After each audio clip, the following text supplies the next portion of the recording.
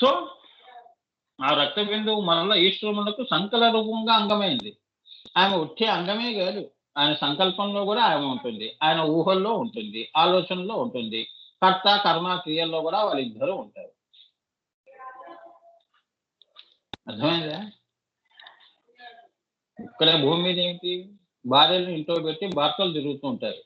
అనుకోకుండా అక్కడికి వెళ్ళాను, అనుకోకుండా ఈ ఊరు వెళ్ళాను, ఇవి ఇక్కడ జరుగుతాయి మాయలో. కానీ అక్కడ వాళ్ళు ఆయన సంకల్పమే తానుగా, ఆయన ఊహయే తానుగా, ఆయన కోరికయే తానుగా, అంగభూతముగా ఈశ్వరులకు సంకల్ప రూపమైన అంగము ఆయన. ఈ అంగము లేకపోతే ఆలోచన చేయలేడు. ఇప్పుడు మీరు కూడా శరీరము, ఈశ్వరుడు శరీరం, అవునా? ఈ రెండు ఉంటేనే ఆలోచన చేస్తున్నారు. ఇందులో ఏది ఒకటి తొలగించినా క్రియ రాదు. క్రియ వస్తుందా? శరీరం లేకుండా మన దాహం తీరుతుందా? అవునా? శరీరం అనే ఒక మాధ్యమం ఉండాలి, అనుభూతి అనేది ఒకటి రావాలి.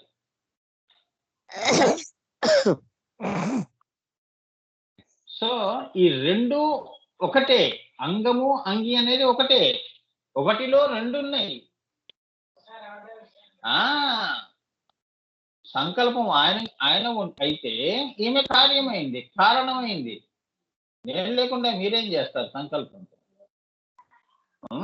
అట్లా వాళ్ళు అంగమైంది. అనగా ఈశ్వర మహామాయ రెండును పరస్పరము అంగ అంగీ భావము కలవి.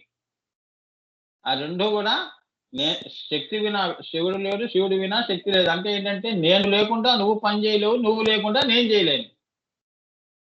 అది దృష్టిలో పెట్టుకుని సంసారంలో తల్లిదండ్రులు రెండు చక్రాలు సరిగ్గా ఉంటే సంసారం చక్కగా నల్లేరు మీద నడక అవుతుంది. నల్లేరు మీద బండి పోతుంటే ఎలా ఉంటుంది? చక్కగా పోతుంది, అవునా? చక్రం చక్కగా, ఒక చక్రం కుంటుపడిందంటే ఇంకేమవుతుంది? సూర్యుడు చంద్రుడు ఈ సృష్టి అంతా చక్రాలు, రథ చక్రాలు, అవునా? లేదా మనకి ఎట్లా తెలుస్తుంది? పొద్దున మధ్యాహ్నం సాయంత్రం అని ఎలా తెలుస్తుంది? ఆయన గమనం బట్టి మన జీవితాలు, మన శ్వాసలు, నీ ఆయుష్, నీవు ఎంతవరకు ఉండాలి, ఎప్పుడు వెళ్ళిపోవాలి, అవి నిర్దేశించబడతాయి. సృష్టి ఎంతవరకు ఉండాలి అనేది వారి గమనం. అదే అంగము అంగిగా ఉన్నారు వాళ్ళిద్దరు అందులో కూడా. సో ప్రాణం పోకడా వాన రాకడా ఎవరు చెప్పలేదు. అర్థమైందా? ఇంత మెట్ట వేదాంతం కాదు ఇది. It's not metaphysical. when we cannot understand the higher concepts, we simply strike off and we will say that it is a metaphysics. అదే సత్యం. జాగ్రత్త స్వప్న సుషుప్తిలోనే నీ మొత్తం నీ విద్యలు పెట్టుకొని ఇదే జీవితము, ఇదే ఇదే ఈ దేవుడు లేడు, జీవుడు లేడు అనుకుంటూ నువ్వు చెప్పేది కాదు. దీనిపైన తుర్య అనేది ఒకటి ఉంది, సత్యం అనేది ఒకటి ఉంది. నువ్వు అనుకున్న సత్యము వేరు, అది కూడా అందులో నుంచే వచ్చింది, అది కూడా నువ్వు తెలుసుకోలేకపోయావు. మాయ ఎక్కడి నుంచి వచ్చింది చెప్పండి? అమ్మవారే కొట్టేసింది. అది తొలగిస్తే నీకు అసలైన కాలం తెలుస్తుందిరా. అంటే ఇక్కడ చావు పుట్టుక అనేది పోతుంది, భ్రాంతి పోతుంది. అర్థమైందా? అర్థమైందమ్మా? అక్కడికి వెళ్తే అందుకే అవతార పురుషులకు పుట్టినా ఒకటే పోయినా ఒకటి. నువ్వు చావు అంటావు, వాళ్ళేమంటారు? వస్త్రం అంగము విడిచేశారు అంటే బట్టలు మార్చినట్టు.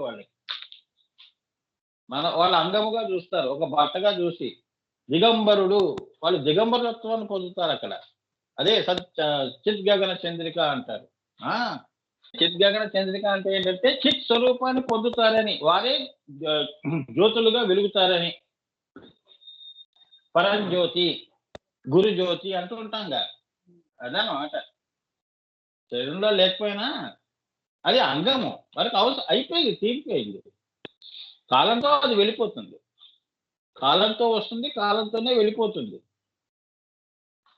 కానీ లోపల ఉన్న చిత్ ఉంది, అక్కడ దాకా నువ్వు చేర్చావంటే నువ్వు చిత్ కళ అవుతావు, లేదా కళగానే పడిపోతావు, తారలా రాలిపోతావు.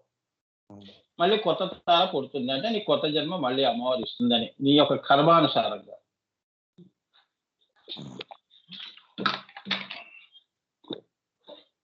అది మరి అది పొందాలి అంటే యోగము ద్వారా పొందాలి నాయన అంటారు. శ్రీ విద్యో ఉపాసన చేయటం, దాన్నే మనం అనుభూతి చేసుకోవటం.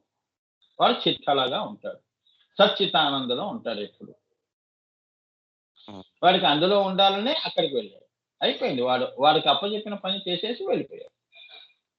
అంతేగాని శరీరం పోయిందని పక్క వాళ్ళకి కానీ వాడికి కానీ అది భ్రాంతిగానే ఉంటుంది.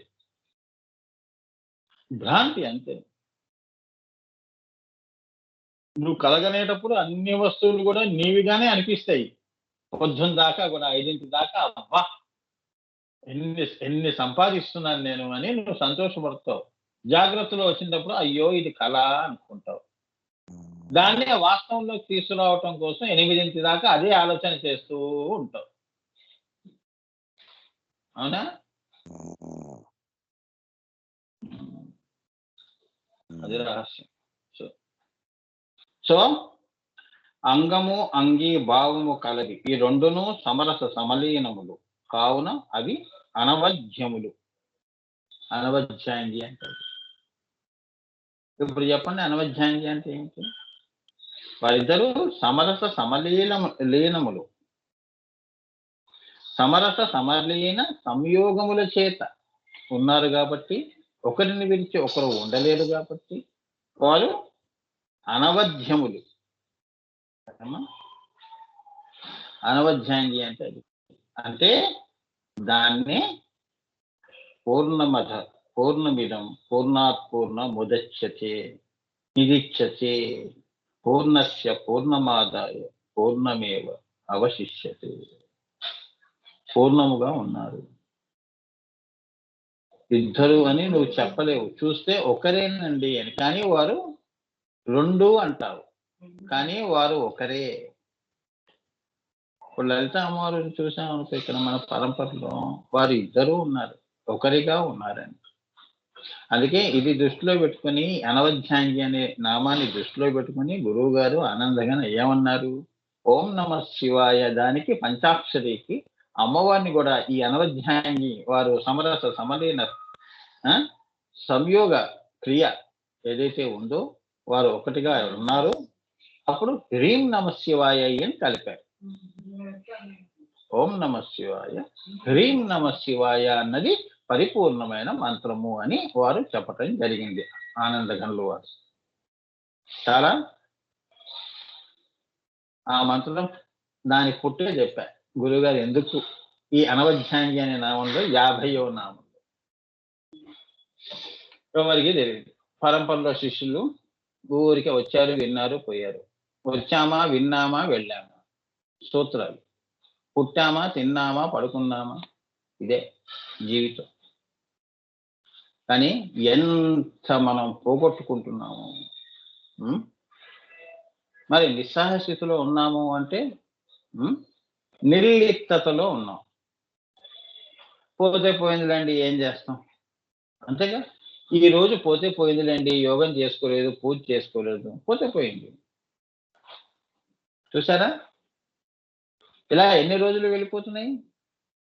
జీవితమే వెళ్ళిపోతుంది.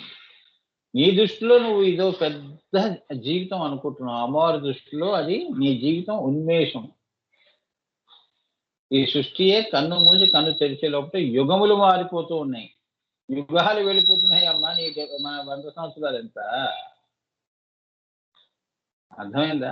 బ్రహ్మ అందుకే బ్రహ్మకే పగటికి ఇంత, రాత్రికి అంత అని ఒక రోజు అని చెప్పి లెక్క కట్టావే. మరి అమ్మవారు ఉన్మేష నిమిషోత్పన్న విపన్న భువనావళి, ఇటువంటి బ్రహ్మలు వస్తారు పోతారు. వాళ్ళు కూడా ఆమె కన్ను మూసి కన్ను తెరిచే లోపల కొన్ని వందల బ్రహ్మలు వచ్చి వెళ్ళిపోతారు. మనువులు వచ్చి సృష్టి చేసి వెళ్ళిపోతున్నారని. అర్థమైందా? అది చెప్తున్నాడు అక్కడ అనవధ్యాంగి అంటే. ఇప్పుడు